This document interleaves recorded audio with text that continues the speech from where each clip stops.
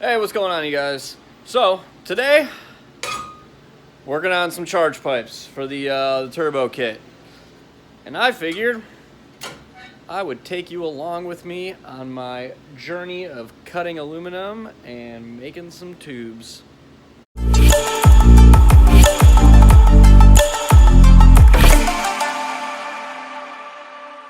So for starters, a lot of this stuff is eyeballing. You know, you kind of just look at it and eyeball it up to place and do the cutting. I've personally never built intercooler kits by like measuring angles up or anything like that.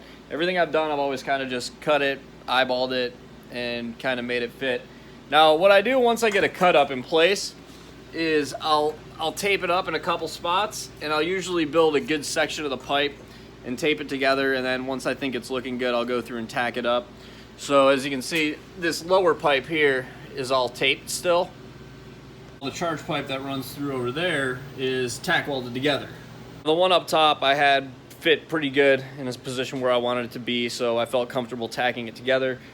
When I do that, I still only put 2, maximum 3 tacks on it. That way, if I do need to take it apart for any reason, it's super easy to get back apart.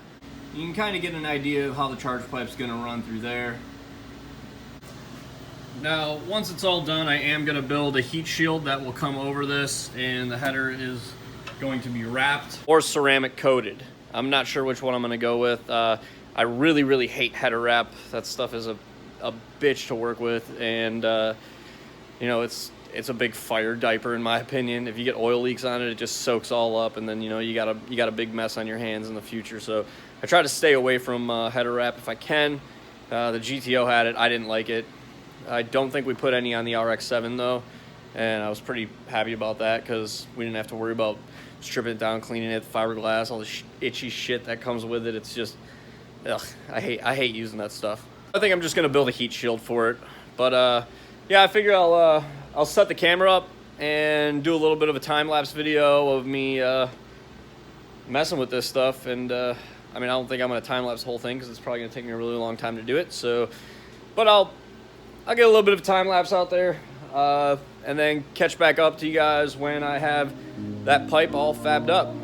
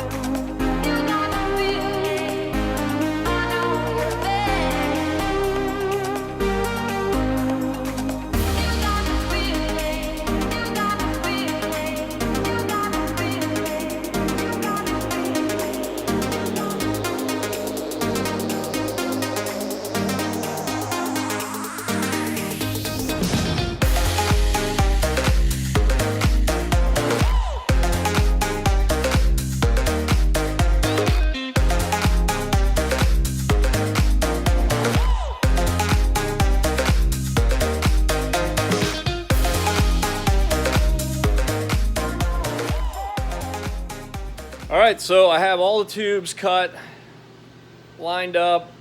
Most of them are tacked together. I got 2 more that are taped up. Only thing left to do, tack those 2 tubes together and then try to get the whole thing out in one piece without breaking it, and then give the 2 that I'm about to tack right here, let's see if you can see them, right here, these 2 spots. I got to tack those up in the car and then hopefully be able to snake it out without breaking the tacks, and then tack it on the bench a second time, retest fit it, pull it back off again, and then buzz it all together. As you can see, it is all one big pipe, but from the way it looks, shouldn't be an issue snaking it out of there. I mean, I'll know right away if it's going to be an issue as soon as I tack that piece together and try to remove it. So I'm going to go ahead and do that right now.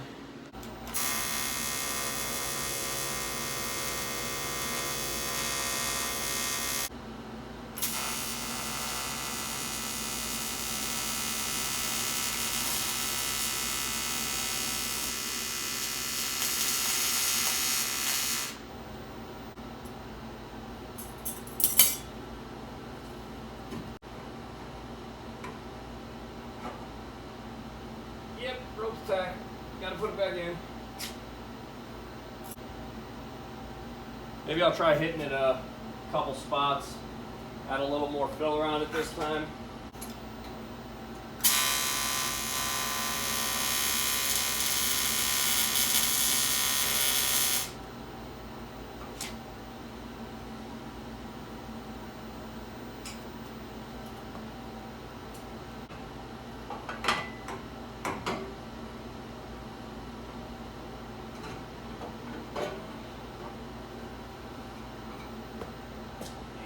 Just like that, comes out in one piece. So I'm going to throw a couple more tacks on this pipe now.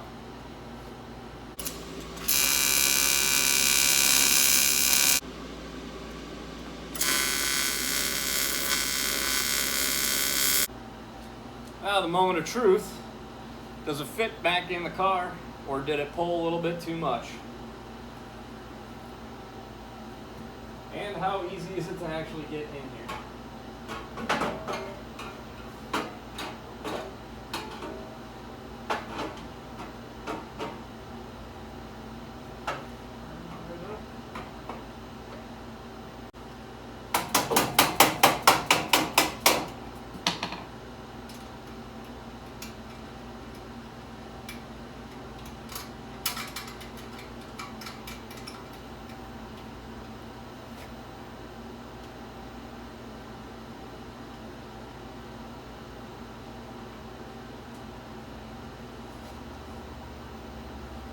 Looks like it fits pretty good. Now, as you've probably seen, I was having to hammer that in a little bit and tap it up there. That's because the V-band is like a really super tight fit. It does snap into place. It's just kind of a bitch to get it lined up. So as long as I get it in there good enough, give it a couple little soft taps with the hammer, it pops right into place. I'm just using a rubber mallet, so it's not too big of a deal. But I did weld a different V-band onto the turbo up here. And this is all 3.5-inch piping, and it snakes around pretty good. Follows the frame rail pretty clean. You know, we got some good clearance under the header there. You know, I might clock this a little bit and open that gap up. Since everything's solid mounted, it really shouldn't be too much of an issue having tight clearances on stuff like that.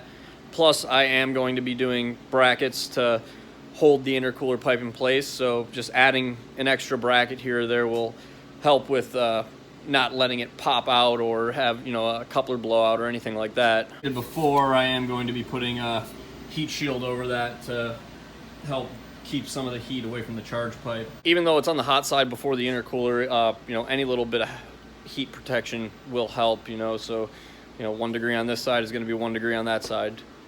So keep as much heat out of it as we can. Anyways, I think that's going to be it for this one. I'm going to go ahead, get that all buzzed together. I got a couple other things I want to work on today too, so I might not weld that up all the way.